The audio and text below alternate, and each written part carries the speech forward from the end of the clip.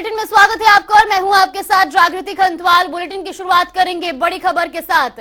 दिल्ली से इस वक्त की बड़ी खबर आपको बता दें, एक देश एक चुनाव पर कमेटी का गठन किया गया है। आपको बता दें कि केंद्र सरकार ने कमेटी का गठन किया है। पूर्व राष्ट्रपति रामनाथ कोविंद इस कमेटी के अध्यक्ष होंगे। साथ ही आपको बता दें कि लोगों की राय लेगी चुनाव पर गठित कमेटी, तो साथ ही कानूनी पहलुओं पर भी विचार करेगी कमेटी। ये बड़ी खबर आपको बता रही, जहां एक देश एक चुनाव पर कमेटी का गठन किया गया है, ये बड़ी खबर।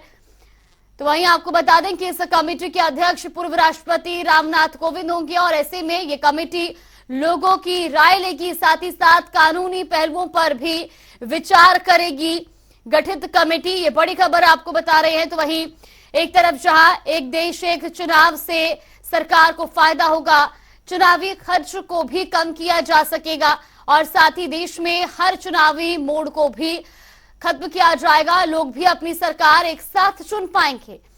तो वही जनता विधायकों और सांसदों को एक साथ चुन पाएगी। हालांकि दूसरी तरफ आपको बता दें कि इस पहल का विपक्ष लगातार विरोध कर रहा है। तमाम बयान भी सामने आने शुरू हो चुके हैं। तो वही विपक्ष की तरफ से भी बयानबाजी अब शुरू हो चुकी है। हालांकि आपको बता दें कि एक देश एक चुनाव से सरकार को फायदा होगा, चुनावी खर्च को कम किया जा सकेगा, देश में हर चुनावी मोड़ को खत्म होगा, लोग भी अपनी सरकार एक साथ चुन पाएंगे, जनता विधायकों और सांसदों को एक साथ चुन पाएगी, एमएलए और एमपी को काम के लिए ज्यादा वक्त मिलेगा, काले धन और भ्रष्टाचार पर लगाम लगेगी, प्रशासनिक ढांचा सुरक्षा बल से दबाव घटेगा। लॉ कमीशन रिपोर्ट 2018 के अनुसार मौजूदा संविधान के मुताबिक एक देश एक चुनाव संभव नहीं। एक देश एक चुनाव के लिए संविधान संशोधन जरूरी है। 50% राज्यों से संशोधन मुहर लगाई जाए। सरकार की नीतियां सही समय पर लागू करने में मददगार। चुनाव की जगह सरकारी मशीनरी विकास के काम में लगेगी। एक देश एक चुनाव से क्या हो सकते हैं नुकसान? राष्ट्रीय क्षेत्रीय पार्टियों में मतभेद, चुनावी नतीजों में हो सकती है देरी,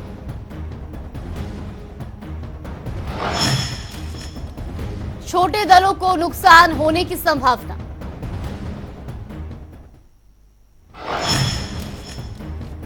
वन नेशन वन इलेक्शन या एक देश एक चुनाव का मतलब हुआ कि पूरे देश में एक साथ ही लोकसभा और विधानसभा के चुनाव हो। आजादी के बाद 1952, 1957, 1962 और 1967 में लोकसभा और विधानसभा के चुनाव एक साथ ही होते थे, लेकिन 1968 और 1969 में विधानसभा समय से पहले भंग कर दी गई। उसके बाद 1970 में लोकसभा भी भंग कर दी गई। इस वजह से एक देश एक चुनाव की परंपरा टूट गई। रुक करेंगे बड़ी खबर की ओर। बड़ी खबर आपको बता दें, ये बड़ी और अहम जानकारी, ये बड़ी अपडेट, धामी कैबिनेट की अहम बैठक। बड़ी खबर आपको बता रही, जहां सचिवालय में अब से थोड़ी देर में ये महत्वपूर्ण बैठक शुरू होगी। अनुपूरक बजट कैबिनेट में पास होगा और ऐसे में 10% क्षैतिज आरक्षण का प्रस्ताव भी पास हो सकता है। साथ ही आपको बता दें कि महिलाओं को मातृत्व अवकाश का प्रस्ताव भी इस बैठक में पास हो सकता है। ये बड़ी खबर आपको बता रही, जहां धामी कैबिनेट की महत्वपूर्ण बैठक आज होनी है और ऐसे में अब से कुछ ही देर में ये बैठक शुरू की जाएगी, जिसमें अनुपूरक बजट कैबिनेट बैठक में पास होगा और इसके अलावा भी कई प्रस्ताव आज की इस बैठक में पास हो सकते हैं। महिलाओं को मातृत्व अवकाश का जो प्रस्ताव है उसे भी पास किया जा सकता है। ये बड़ी खबर आपको बता रही, जहां से कुछ ही देर में धामी कैबिनेट की महत्वपूर्ण बैठक शुरू होगी। वैसे खबर पर ज्यादा जानकारी के साथ हमारे सहयोगी यशराज आनंद हमारे साथ जुड़ गए। यशराज, सबसे पहले आपसे जानना चाहेंगे, अब से कुछ ही देर में धामी कैबिनेट की बैठक शुरू होनी है, फिलहाल क्या कुछ अपडेट मिल रही है? जी बिल्कुल, मैं बताना चाह रहा हूँ कि 12:30 बजे से धामी कैबिनेट के मंत्रिमंडल की बैठक आज होने वाली है। यह बैठक कई मामलों में अहम रहेगा। इस बैठक में ऐसा कहा जा रहा है कि 3 बड़े फैसले लिए जा सकते हैं। उन 3 बड़े फैसलों में मुख्य रूप से जो यदि बात की जाए कि प्रदेश में सरकारी महिला कर्मियों को 6 महीने का मातृत्व अवकाश दिया जा सकता है, और उसी के बाद उसी तरह महिला संविदा कर्मियों को भी 6 महीने का मातृत्व अवकाश दिया जा सकता है। इसी तरह पुरुषों के लिए भी कुछ खबरें आ सकती, कुछ हो सकता है इसमें कुछ रियायत दिया जाए। वही महिला कर्मियों की तरह पुरुष संविदा कर्मियों को भी 15 दिन का मातृत्व अवकाश दिया जा सकता है। तो मैं बताना चाह रहा हूँ कि वित्त मंत्री प्रेमचंद अग्रवाल ने इन सभी प्रस्तावों पर अपना अनुमोदन पूर्व में ही दे दिया था। तो वहीं आज धामी कैबिनेट की मंत्रिमंडल की बैठक में इन कई प्रस्तावों पर मुहर लग सकता है। इसके अलावा कैबिनेट मीटिंग में एक और बड़ा फैसला हो सकता है कि राज्य में आंदोलनकारियों और उनके आश्रितों को सरकारी नौकरी में 36 आरक्षण देने की बात चल रही है। हो सकता है इस पर भी मुहर लग सकता है। इन प्रस्तावों के अलावा विभिन्न विभागों के अन्य महत्वपूर्ण प्रस्तावों को भी शुक्रवार को आज कैबिनेट में लाया जा सकता है। इसमें क्षेत्र नीति, पंप स्टोरेज नीति के अलावा अनुपूरक बजट अध्यादेश की बात की जाए तो इन सभी पर हो सकता है। वही सबसे बड़ी बात यह है कि इस मंत्रिमंडल की बैठक में आयुष नीति, भर्ती परीक्षाओं में संबंधित कर्मियों के प्रस्ताव पर भी मुहर लग सकती है। और बैठक में 5 सितंबर से विधानसभा इस बैठक में यह भी निर्णय दिया जा सकता है कि 5 सितंबर से जो विधानसभा में मानसून सत्र प्रस्तावित है उसमें समान नागरिक संहिता के मसौदे पर भी चर्चा हो सकती है।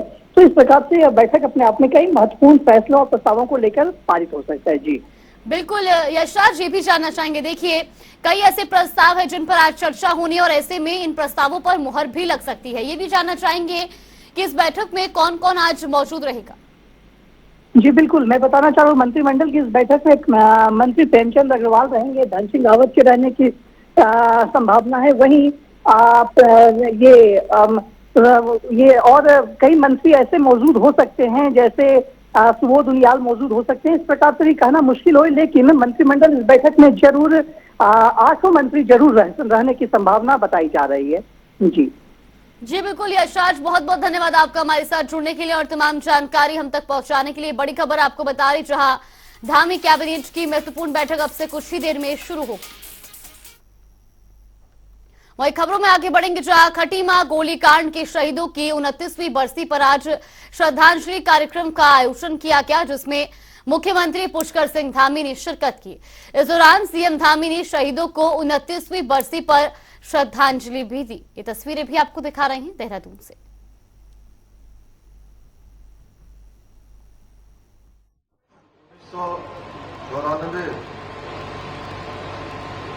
गोलीकांड शहादत दिवस के अवसर पर अभी आप सब लोगों ने जिनको सुना, हमारे इस नैनीताल उधम सिंह नगर लोकसभा क्षेत्र के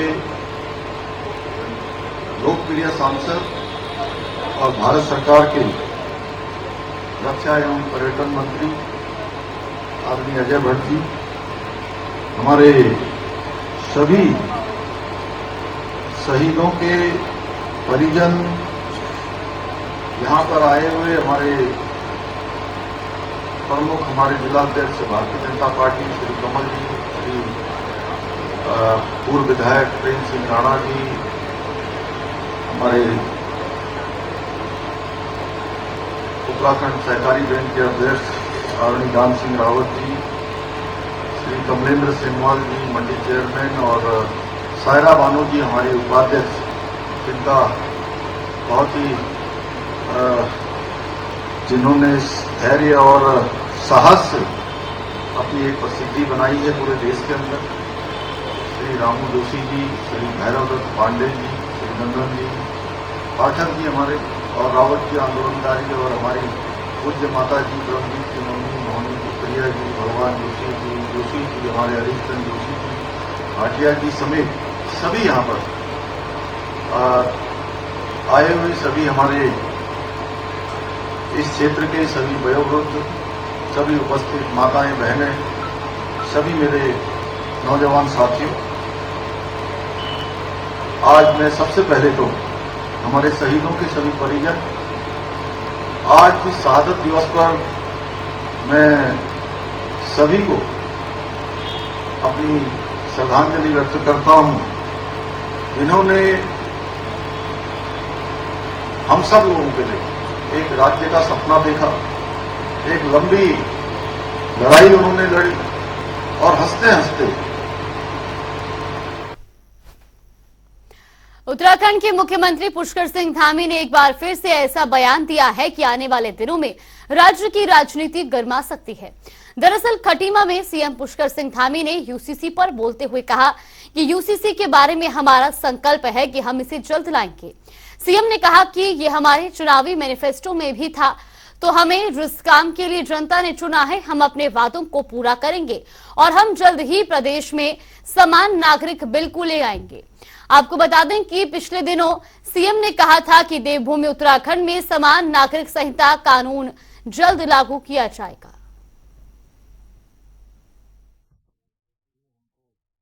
मिलता है यूनिफॉर्म सिविल कोड के बारे में हमारा संकल्प है कि हम जल्द से जल्द उसको लाएंगे और जैसे ही हमको ड्राफ्ट मिलता है, ड्राफ्ट तैयार हो रहा है और कुछ ही दिनों के बाद हमको मिल जाएगा और मिलते ही हम इस प्रक्रिया को आगे बढ़ाएंगे। इसी वर्ष इस प्रक्रिया को हम बढ़ाने वाले हैं। सर, उत्तराखंड पहला ही राज्य होगा सर यूनिफॉर्म सिविल लेके? निश्चित रूप से ये हमारी पार्टी के भी मुख्य एजेंडे में हमेशा से रहा है। उत्तराखंड की देवतुल्य जनता ने 2022 के आम चुनाव में इस पर अपना मत दिया था, अपना समर्थन दिया था और इसीलिए उन्होंने उत्तराखंड के अंदर एक परिपाटी बदली थी। एक लगातार जो यहाँ पर इस प्रकार का वो था कि एक चुनाव में एक पार्टी की सरकार बनती है, दूसरी पार्टी में दूसरी पार्टी की सरकार बनती है। उस परिपाटी को और उस मिथक को तोड़ने का उत्तराखंड की जनता ने ये महान कार्य किया था और उसी कारण उसी में हमने यह भी संकल्प रखा था कि नई सरकार के गठन होते ही हम समान नागरिक संहिता को लागू करेंगे और उत्तराखंड की जनता ने ही हमारा मार्ग प्रशस्त किया है, इसलिए हम सबसे पहले इसको लागू करने के लिए आगे बढ़ेंगे। बागेश्वर विधानसभा को लेकर मुख्यमंत्री पुष्कर सिंह धामी ने बताया कि स्वर्गीय चंदन राम दास के बाद उनकी पत्नी पार्वती दास को चुनाव में प्रत्याशी के रूप में खड़ा किया गया है।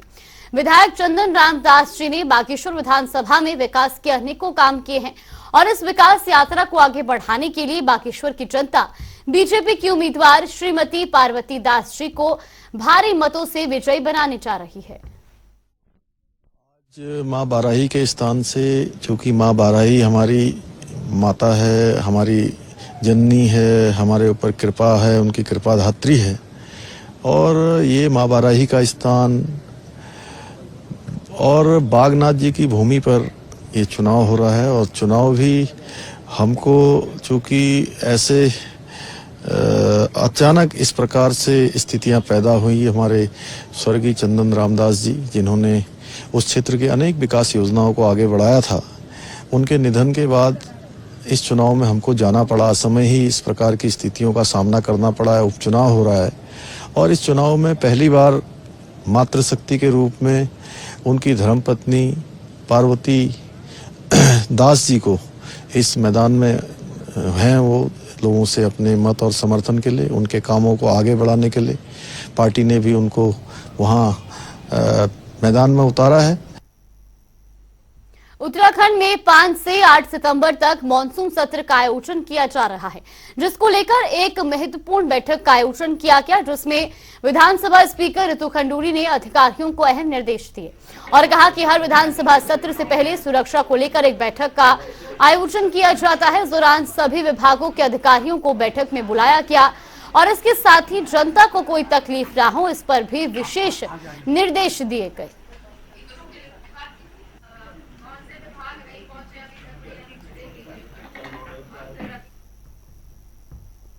उत्तराखंड में पिछले दिनों पूर्व कैबिनेट मंत्री और कांग्रेसी नेता हरक सिंह रावत के कई ठिकानों पर विजिलेंस ने छापेमारी की थी।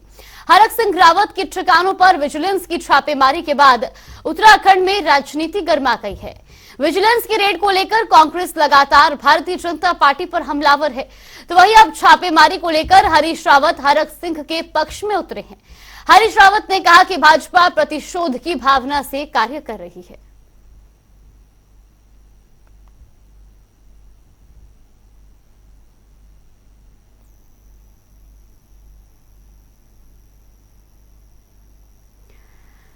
तो आपको बता दें कि हरक सिंह रावत के कई ठिकानों पर लगातार छापेमारी की जा रही है और ऐसे में अब छापेमारी को लेकर राजनीति भी गर्मा गई है, क्योंकि कांग्रेस लगातार इस पर बीजेपी पर गंभीर आरोप लगा रही है। और ऐसे में जहां अब हरक सिंह रावत के समर्थन में हरीश रावत भी उतरे हैं और उन्होंने भी उनके पक्ष में बयान देते हुए कहा कि बीजेपी प्रतिशोध की राजनीति कर रही है।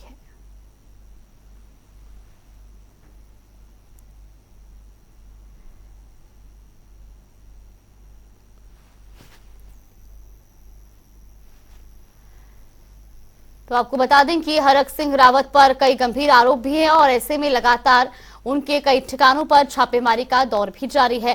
तो वहीं अब जहां एक तरफ लगातार कांग्रेस बीजेपी पर इस पूरे मामले पर आरोप लगाती हुई नजर आ रही थी, तो वहीं अब हरक सिंह रावत के पक्ष में हरीश रावत ने भी बयान देते हुए कहा है कि बीजेपी प्रतिशोध की भावना से काम कर रही है, जानबूझकर उनके विरुद्ध प्रतिशोध की भावना से काम किया जा रहा है। आपको बता दें कि लगातार कई दिनों से हरक सिंह रावत के कई ठिकानों पर छापेमारी का दौर जारी है, जिसको लेकर के राजनीति भी गर्मा गई है।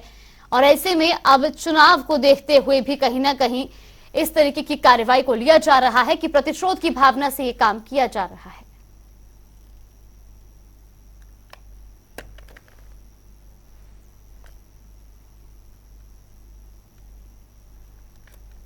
श्री बद्रीनाथ धाम में रक्षाबंधन का त्योहार धूमधाम से मनाया गया। इस अवसर पर श्रद्धालुओं ने भगवान बद्री विशाल को रक्षा सूत्र चढ़ाए, तो वहीं कपाट खुलने के बाद भक्तों का तांता लगा रहा। हजारों की संख्या में पहुंचे भक्तों ने भगवान बद्रीनाथ केदारनाथ के साथ रक्षाबंधन का पर्व मनाया। इस दौरान श्री बद्रीनाथ केदारनाथ मंदिर समिति के मीडिया प्रभारी डॉक्टर हरीश गौड़ ने बताया कि श्री बद्रीनाथ मंदिर को 7 क्विंटल फूलों से सजाया गया है।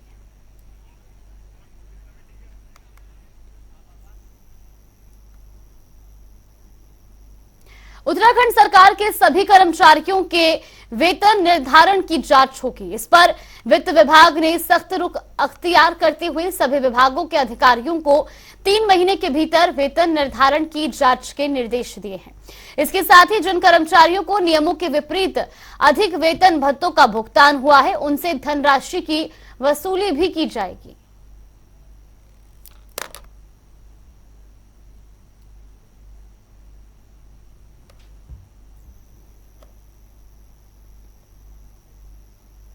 हाईकोर्ट के आदेश के बाद उत्तरकाशी में अतिक्रमण को कम करने के लिए अलग अलग बाजार तोड़े जा रहे हैं, तो वहीं अतिक्रमण के विरोध में व्यापारी अब लामबंद होने लगे हैं।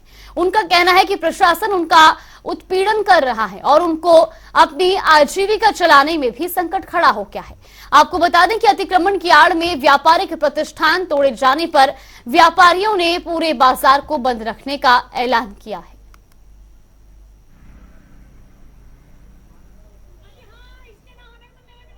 देखिए, ऐसा है, हम उच्चतम न्यायालय का सम्मान करते हैं और मैं एक सच्चा हिंदुस्तानी होने के नाम मुझे अपने पे गर्व है। ये जो शासन ने या कोर्ट ने जो अतिक्रमण हटाने का जो ये निर्णय तुरंत गति से निकाला, ये गलत है। यहाँ पहाड़ों में हम लोग बाढ़ से पीड़ित हैं, भूकंप से पीड़ित हैं। आए दिन यहाँ जो है बादल फटते रहते हैं, जिसके कारण यहाँ नुकसान होता रहता है। उत्तराखंड में लगातार बारिश के कारण भूस्खलन की खबरें आ रही हैं, तो वहीं हल्द्वानी में भी पहाड़ी से भारी मलबा गिरने के कारण नेशनल हाईवे बंद हो गया है। भवाली अल्मोड़ा हाईवे पर आवाजाही पूरी तरह से बंद है। आपको बता दें कि प्रशासन की टीम मौके पर पहुंचकर जेसीबी की मदद से मलबा हटाने में जुटी है। इसके अलावा पुलिस ने भी बैरिकेडिंग लगाकर ट्रैफिक डाइवर्ट कर दिया है।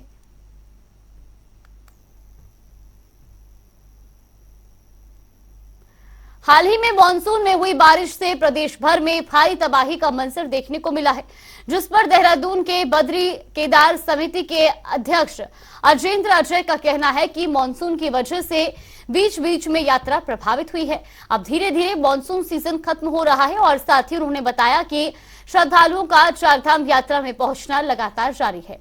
37 लाख श्रद्धालु चारधाम यात्रा में दर्शन कर चुके हैं और अभी चारों धामों के कपाट बंद होने में भी समय है, जिसके चलते यात्रा को सुगम बनाने का काम किया जा रहा है। मानसून सीजन में बड़ी भारी संख्या में वर्षा होती रही और अनेक स्थानों पर मार्ग बाधित होते रहे, जिसके कारण समय समय पर यात्रा में अवरोध भी उत्पन्न हुए।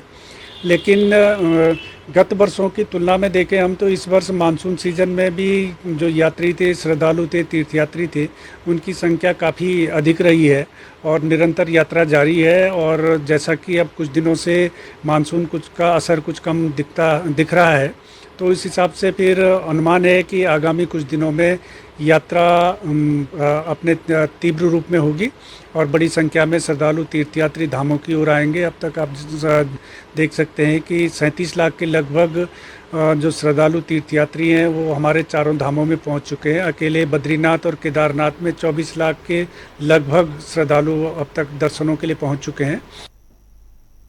चलिए, बुलेटिन में फिलहाल के लिए बस इतना ही। यहाँ पे रुकते हैं छोटे से ब्रेक के लिए।